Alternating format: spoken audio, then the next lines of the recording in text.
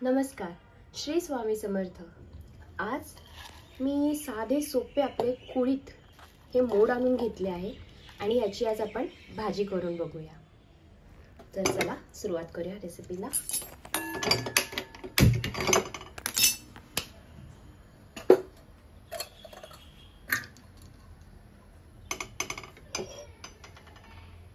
आधी तेल घेऊया।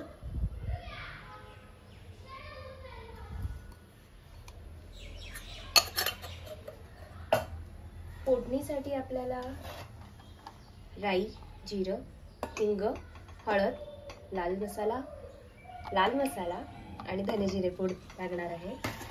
सोबतच त्याआधी आपण लसूण, कांदा, टोमॅटो आणि थोडीशी कसुरी मेथी तेलात परतून घेऊ। तेल तापत आलेलं आहे। कढीपत्ता, लसूण,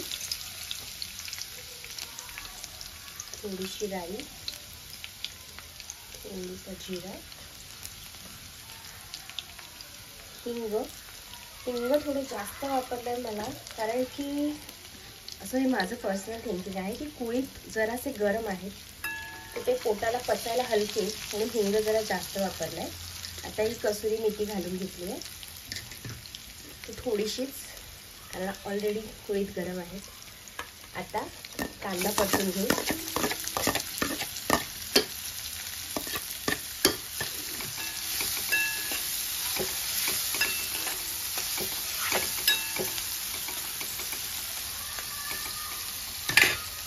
कांदा छान परतू दे।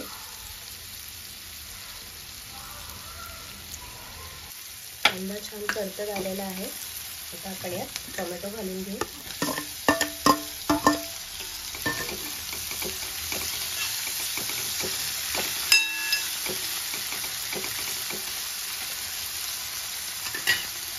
टोमॅटो लवकर शिजण्यासाठी आपण जरासं मीठ चिमूटभर टाकून घेऊ, जेणेकरून आपला टोमॅटो लवकर शिजला जाईल।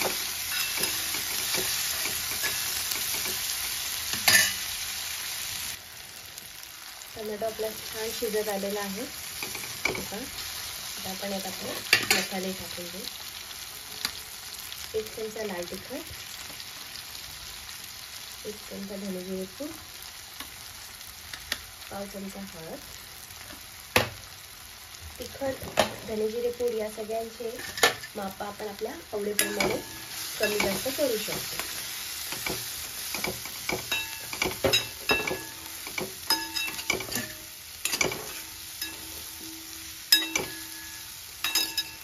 छान झालेलं आहे आणि इथे आता आपण आपले मोड आलेले कुळीथ या भाजीत घालून घेऊ।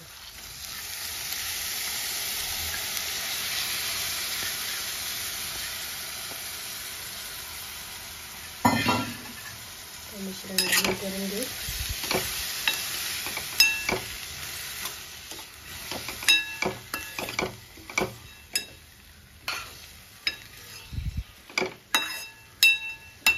मी एकीकडे गरम पाणी करून ठेवलेलं आहे, त्यात ओतून घेऊ।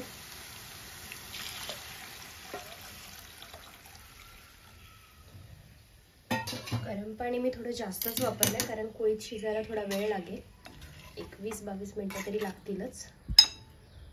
तोपर्यंत आपण आता हे शिजू देऊ।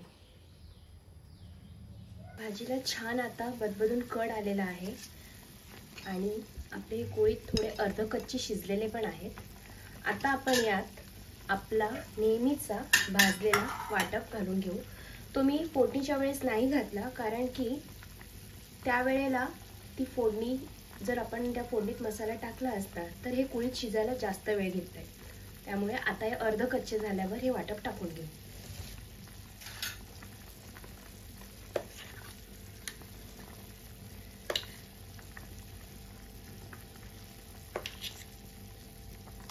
हे वाटप घातल्यानंतर आपण ही भाजी छान पुन्हा एकजीव करून घेऊ।